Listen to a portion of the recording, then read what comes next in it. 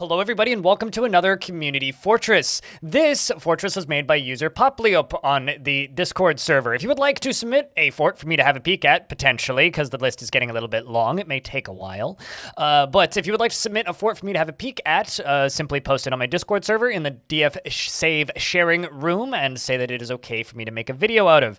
This is the fortress known as Distant Tower. Now, Distant Tower is of the site government Watch the Cold Citadel, and the Comedic Chapel or Cudgel, rather, is the name of the civilization. Now, this Fortress of Distant Tower is a very special visitor hanging out in the tavern, who we're definitely going to need to take a look at, but first, obviously, we're just going to take a look at the fort itself. So up here on the surface, you can see that it is this very, very high mountain, and you can hear the echoes of the wolves off in the distance. As we zoom out ever so slightly, you can see that it is very much on the top of what is a rather high peak area. I actually quite like this peak. It looks real nice. The embark size is a little bit smaller. I think it's a 2x2, just at a glance. And if we scroll around, we can see definitely the essence and the very clear examples of some blood. It looks like a pile of vomit as well as some mountain goat blood. There's also plenty of vomit and signs of struggle. It's kind of dark, frankly, but as we scroll around this upper biome, you'll see that there is some vegetation, there is some almond trees and thick peach trees and some other lovely plants growing. And this little farm plot that's outside, it is surrounded by a small wall, just to act as a slight defense, I would assume, and there is a stray baby llama just outside. But as for the fortress itself, let's have a peek, shall we? It's this beautiful little tower up at the top here, fortified with cert block fortifications. And then as we scroll down, we'll notice these little trap doors. I gotta say, I really like this design. This is really cool, actually. It's just this big old pit, kind of, with like a bit of a wall, and then these two bridges kind of connecting this. The bottom side is covered with cage traps, and the top side looks like either it was covered with cage traps or is planned to be. There are these little louse on the ground as well. So there are some mechanisms lying around, but if we go down one layer, you'll start to see the outside of the wall of the tower itself. We have our first little stockpile here, and inside of this stockpile, it appears to just be a custom step ladder, as well as various other items stockpile. Very much seeds and step ladders from their description. As we scroll down actually, something I would like to point out. If you do want to store seeds in stockpiles, very much remove bins and barrels from them, because it can cause job cancellations when the seed bags go into barrels. So just keep that in mind. It's not something that's mandatory, but if you want to avoid as many cancellations as possible, maybe something to be aware of. Now, as we scroll down a little bit more, we'll see the first solid layer of the tower. Once again, I really like this design. This is really cool. I've never actually seen like a fortress that's this focused on a tower. Like, it really reminds me of, there was this very brief stint on the Dwarf Fortress subreddit where everybody was building one tile embarks, so the smallest possible embark, and some people were using it to make it like a single screen embark, which basically means the second you got sieged, they were right on top of you. And so people build like really interesting little tiny intricate things like this, and I really like this. I think this is really cool looking. Then once we get a little further down, we have a little butcher's pile, which I'm assuming is like a refuse pile. As we take a glance, we do have corpses. It looks to be like very much bodies as well as general refuse. And then this little exit hole here on the edge for the tower. But as we go down, we get to the butchers and what appears to be a small temple. The halls of worlds, a very small temple locked for citizens only, as well as our like kitchens and fishery and butcher shops. Beautiful little fortress. And then down here, we get to kind of our first bedroom layer. Two more temples surrounded by small bedrooms, as well as some more temples over here on the side, and a very small garbage dump zone. And then a relatively unfinished temple as well, and trading depots for the Distant Tower. As we scroll down a little bit more, we come into the tavern, which is a very interesting little tavern design. I quite like it. Once again, it's like made up of all these little bedroom hallways, and I'm assuming that these are bedrooms that are designed for the tavern. It does look like a lot of these bedrooms are attached to the tavern. So kind of a neat little setup here. But their cool guest that they specifically wanted us to have a peek at was this one, who is currently underneath the person that I just clicked on. This person. So this is Nakwiv Narkolatist and they are a lieutenant. Yes, I'm Canadian, and I say lieutenant. They're 343 years old, and they appear to be very interested upon watching a performance. One criticism I do have for this tavern is the only dancing room here is this very small room, and I gotta say this is a bit small for a dancing hall. If you want to get good big old dances, you really need a bit of a bigger room than that.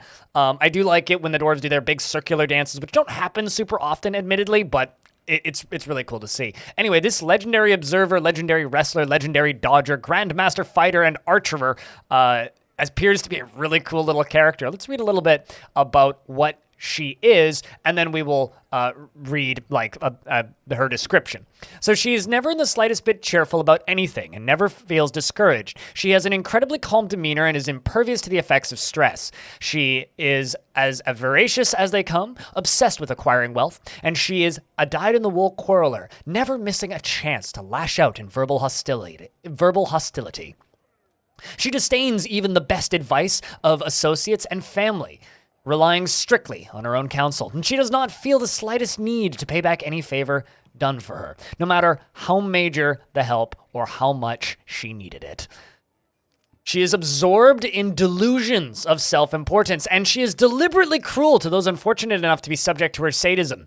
And she is shameless. She is absolutely unfazed by the thoughts of others, and she is moved by emotions of others. She feels helping others is an imposition on her time, and she sees others as selfish and conniving.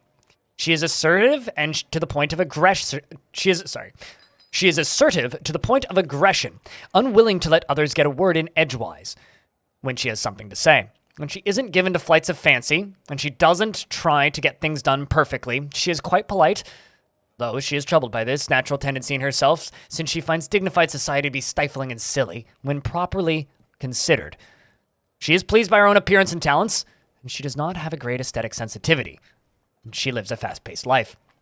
Values-wise, she dreams of ruling in the world, and personally believes that the acquisition of power over others is the ideal goal in life and worthy of the highest respect.